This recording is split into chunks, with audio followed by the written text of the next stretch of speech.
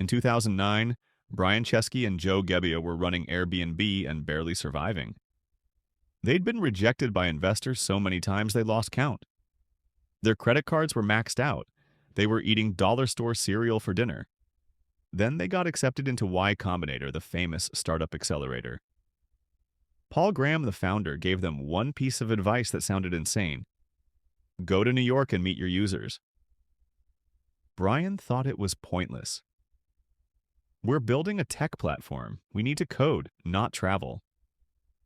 Paul insisted, do things that don't scale. Go meet them. So Brian flew to New York and started knocking on doors of Airbnb hosts. He'd sit in their apartments, ask them questions, see the problems firsthand. One host mentioned she was nervous about letting strangers in.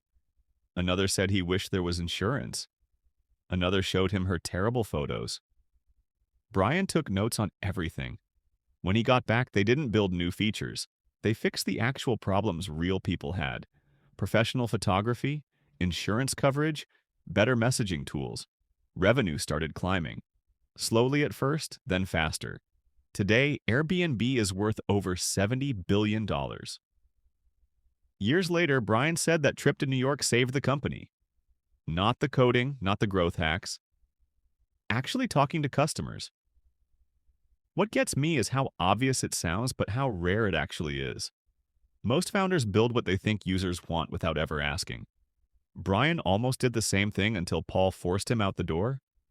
It's a reminder that your best product insights don't come from your office. They come from watching real people struggle with your product in real life.